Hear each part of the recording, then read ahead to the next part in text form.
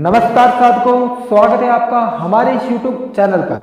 साधकों, यदि आप तंत्र मंत्र, टोने टोटकों, साधनाओं और शास्त्रों में दी गई ज्ञानवर्धक जानकारी के माध्यम से अपने जीवन को सफल बनाने के इच्छुक हैं या आप इन सब चीज़ों में रुचि रखते हैं तो अभी आप हमारे चैनल को सब्सक्राइब जरूर करें एवं इसके घंटी के आइकन को भी दबा दें, जिससे हमारे द्वारा जो भी नई वीडियो अपलोड की जाएगी वह सबसे पहले आपके पास पहुंचेगी। साधकों ध्यान रहे, हमारे चैनल को सब्सक्राइब करना बिल्कुल से फ्री है।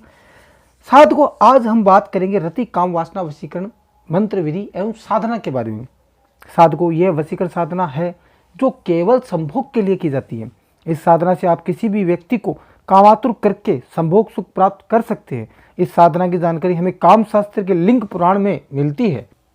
दर्शकों, कहा जाता है कि प्राचीन काल में कुछ राजा इस साधना का प्रयोग अपनी काम इच्छाओं की पूर्ति के लिए किया करते थे। यह बहुत ही प्रभावशाली साधना होती है।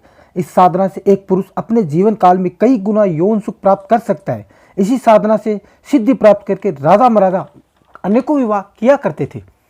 यही सिद्धि कामदेव शास्त्र की सबसे प्रचंड सिद्धियों में से एक है। वर्तमान में इस साधना को कुछ अघोर साधुओं द्वारा किया जाता है। यह साधना कामाख्या माता पीठ के कुछ तांत्रिकों द्वारा भी किया जाता है। आज भी कई तांत्रिक अघोरी बाबा आदि इस साधना का प्रयोग करते हैं। साधकों, आज हम आपको बताएंगे कि इस साधना को आप कैसे एवं कैसे कब कर सकते हैं। साधकों, यह बहुत ही प्रभावशाली साधना है, इसका गलत उपयोग कतई ना करें। साधकों, इस साधना में आपको रति काम देवी का वशीकरण मंत्र सिद्ध करना होता है।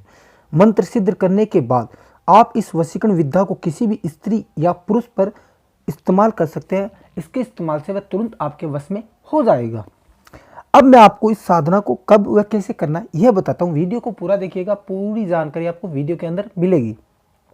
साधकों, यह साधना आप अमावस्या की रात्रि को रात 12 बजे से 3 बजे के बीच में ही कर सकते हैं और करनी पड़ती है। साधकों, ये एक गुप्त विद्या है, ये आप एकांत में ही करें। यह आप ये करें तो अन्य किसी व्यक्ति को ना बताएं।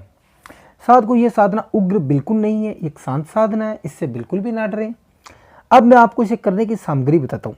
इसमें आपको एक लाल रंग का कपड़ा लेना है, चमेली के फूल लेने हैं 11, लोबान धूप लेना है, गुलाब का इत्र लेना है, एक घी का दीपक और एक लाल आसन जिस पर आप बैठ सके। यह सब सामग्री आपको इस विद्या को करने में लेनी है।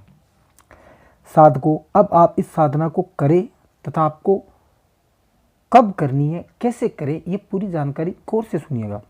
साधकों, यह साधना जब आप करें तो आपको पूर्व दिशा में मुंह करके किसी एकांत स्थान में एकांत कमरे में बैठना है।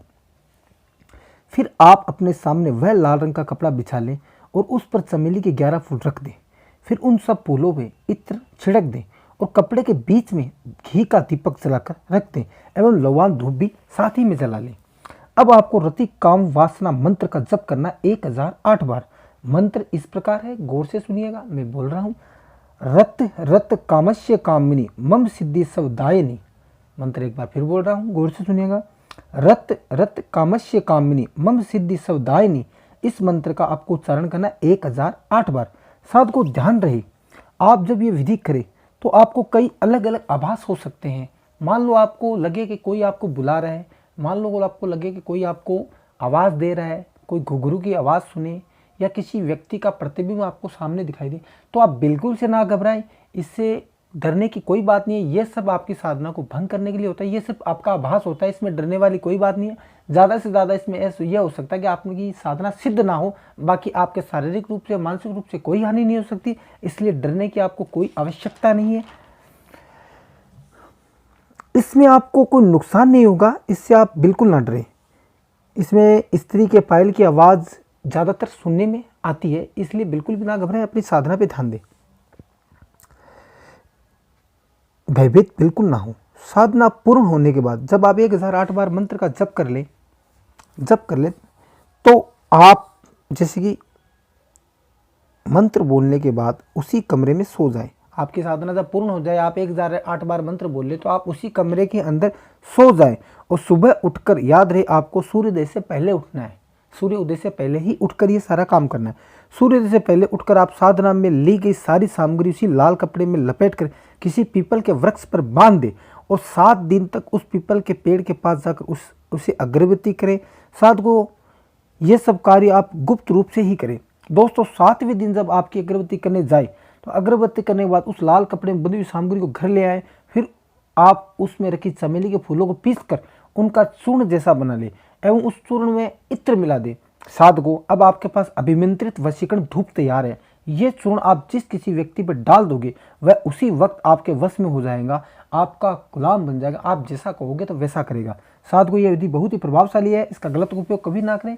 अन्य किसी जानकारी एवं समस्या के समाधान के लिए आप पंडित जी से संपर्क कर सकते हैं। जय माता दी, जय माता दी, जय माता दी।